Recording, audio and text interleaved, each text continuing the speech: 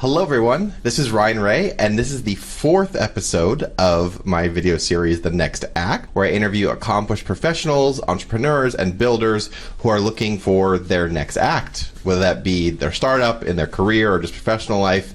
I help give them a little exposure and get the word out. I am here with my friend Michael Pichardo, and I'm letting him introduce himself. Hello everyone, my name is Michael Pichardo, and I'm a software engineer building in Miami. So my background is systems engineering and finance. All that sounds beautiful, but when it comes to real world, you learn a lot on the job. Absolutely. And what college did you go to? Washington University in St. Louis. Okay. Yeah. Because college is great, you can learn things, but you also just tend to learn this is the boilerplate for it. You don't really learn it until you're actually out in real life. Yeah. That's how my experience anyways. Mm-hmm. And when you're out down in the trenches and getting dirty, that's when you actually learn how to do stuff. And yes, you're going to fail multiple times, a lot of times, and make mistakes. I did, but I did that. They paid me to make mistakes. Absolutely. I didn't pay college to, take a test or whatever. So it was good. I started off as a business analyst, and I understood that people were doing things at a tech company without using tech. Sure. And that really struck me. So my claim to fame as a kind of junior guy there was that I automated the launch of the ghost kitchens. So I built an internal tool. Why don't you tell people who don't know what are ghost kitchens? All right, let's talk about what ghost kitchens are.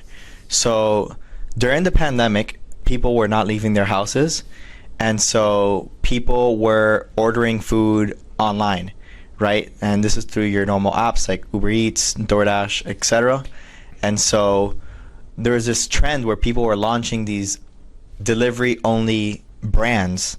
One of them is called Mr. Beast Burger, right? So he's a famous creator who, decided to sell burgers on the internet.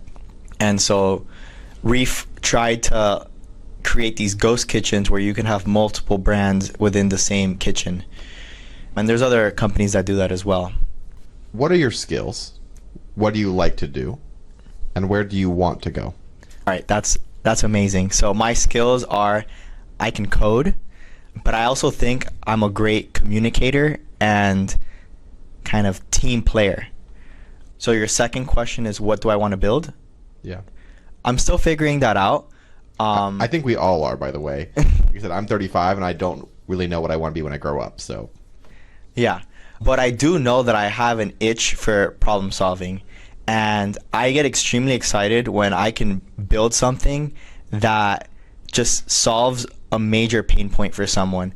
Like, for example, when I told you how I built this thing at Reef, where I automated this thing that took 2 hours and I did it in a minute, people's reactions were insane. They were like, whoa, I don't have to do all this stuff that I hated doing anymore. That's awesome. And so I also did that at eMed. I built a delivery service prototype where people wouldn't have to drive to FedEx or UPS to drop off a package. An Uber driver can come pick it up. That saves people time and it's easier. So yeah, that feeling of building something that really solves a pain point is something that I want to do for the rest of my life. Yeah, solving problems and giving people back time is really a good feeling. Like when you're grinding on something and you can't figure it out, and then you figure it out, and then you save someone 2 hours. And to me, that's a really good feeling. I do that a different way. I do that here with offices and co-working and stuff. But I think that overall it's just a really good feeling. Yeah, I also think that you have a great skill set of just putting people together, understanding what people are doing and how they can work well together. And so I can see that in your capacity as well. Well, yeah, that's one of the reasons I started this podcast, is because I realized I have, in my friend group and my network, I have these really amazing people around me that do extremely diverse and varied things.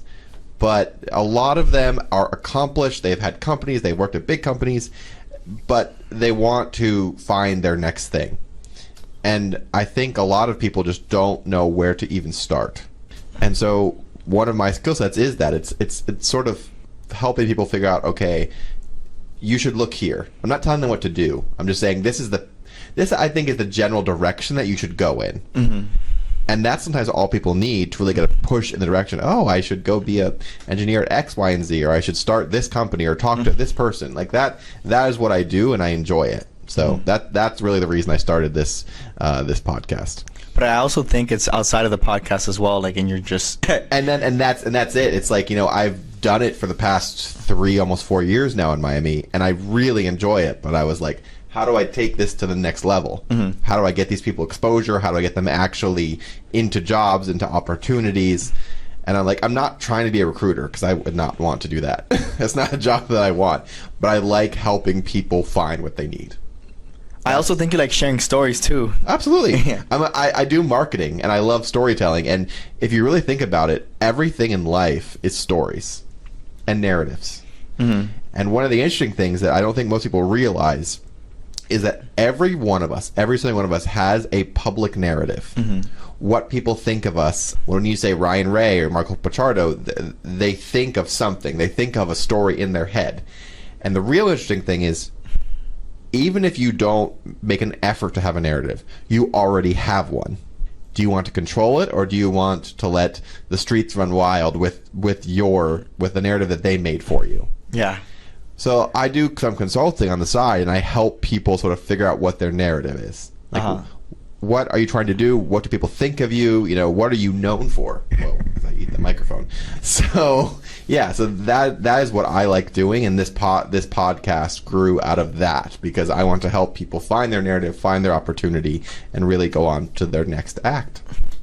Sweet. So another question for you. A local Miami company, or not, it could be any company. If you could pick a company to go work at, you say, I want to go work there, what would it be? Realistically. Realistically, I mean, I've worked at 2 Miami companies so far. Okay. I've had great experiences at both. At this moment, I can't tell you. Okay. But what I can tell you is that I would love to build a team in Miami. Okay. Do you want to start your own company? Yes, absolutely. Okay. And what would that company be? I mean, I think it aligns with like the same theme that I was talking about, right? Like ultimately trying to solve a problem. But it's not just saving people time, it's saving people money and doing something better and faster. So if you really look at like the biggest companies that exist that were born out of the .com boom, it's like PayPal, like sending money fast and like making payments easier. Amazon, like not having to go to the store and buy clothes and other things, and they send it to your house, right? And it's at a good price. So what would Michael create though? So Michael is still figuring that out. So what I'm doing right now is that I'm interviewing, I'm doing outreach, like a ton of outreach, and then I'm scheduling interviews with people to kind of learn about their jobs and their pain points on their jobs. Okay. So specifically in the construction industry. Construction industry. Interesting. I have someone that I need to introduce you then to. I don't know if you met Pablo here. No, I haven't met him. Pablo is from Chile. Okay. And he has a company that does construction tech, but he also wrote a book on AI and construction. They're scapegoats because they need these buildings full of people. Okay. That's what it comes down to. Hell yeah. So I think that basically covers it. Is there anything you want to say in closing before we finish? Yeah, I mean, for anyone who's like figuring things out, I think it's important, like we discussed before, to really talk to people.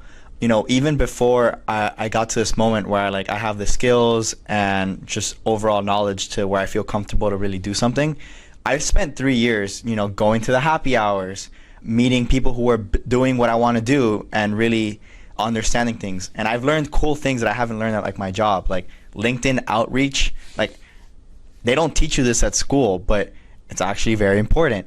And it's a way of reaching people and connecting with them, and just, there's ways of automating it. Like, did you know that? I didn't know that. And just like you learn from other people's experiences, like they've tried to do what you've tried to do, and you can learn from their mistakes so you don't have to repeat them. So that's kind of the message that I have for anyone that I speak to. So yeah. Thank you, Michael. So to sum it all up, if you are looking for a software engineer in Miami or around the country that can work remote, and you're looking for someone who can solve problems and is very motivated to do that, give Michael a ring or an email. We'll put your contact information in this in this video. Oh, yeah. Your LinkedIn. So if you have any questions, reach out. And thank you once again for watching. And thank you, Michael, for taking part. Thank you. Thank you, Ryan. Absolutely. Thank you, guys. And I'll see you in the next episode.